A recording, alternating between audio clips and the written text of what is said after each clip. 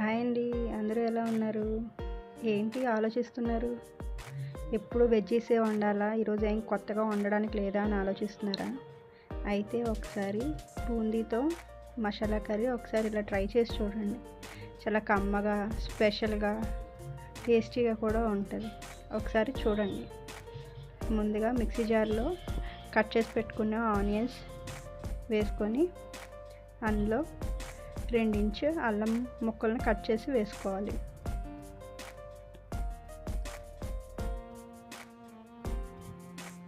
అందులోనే 5-6 వెల్లుల్లి రెబ్బలు వేసి బాగా గ్రైండ్ చేసి పెట్టుకోవాలి.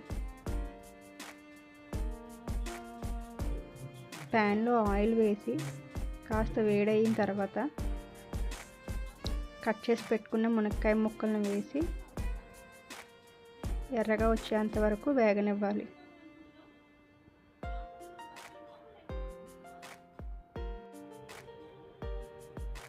దోరగా వేగిన తర్వాత తీసి పక్కన పెట్టుకోవాలి.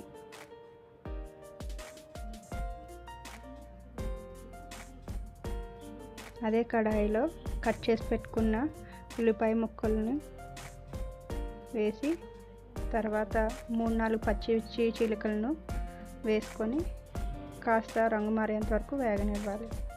తర్వాత ఒక రెబ్బ కరివేపాకు వేసి బాగా వేగనివ్వాలి. అదే మిశ్రమంలో ముందుగా మనం గ్రైండ్ చేసి పెట్టుకున్న ఆనియన్ గార్లిక్ పేస్ట్ వేసి పచ్చివాసన పోయేంత వరకు వేగనివ్వాలి.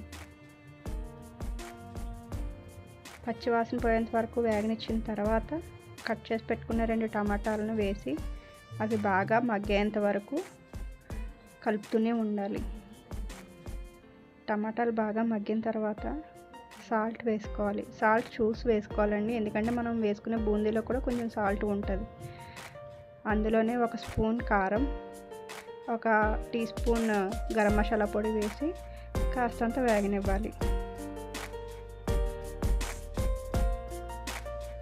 మసాలా బాగా వేగింది కదండి, అందులో మనం ముందుగా వేయించి పెట్టుకున్న మునక్కాయ ముక్కలను కూడా వేసి ఒకసారి కలుపుకోవాలి.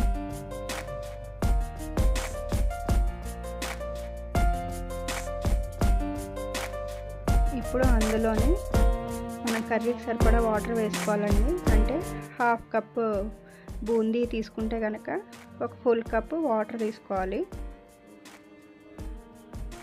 ఆ మిశ్రమాన్ని అంతా బాగా కలిగిపెట్టాలి. ఆ వాటర్ బాగా మరిగేంత వరకు మరగనివ్వాలి. చూసారు కదండి, ఇలా మరిగిన నీళ్ళల్లో మనం బూందీ ఉంటుంది కదండి, అది వేసుకొని బాగా కలపాలి.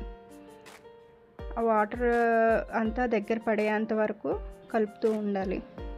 చూసారు కదండి,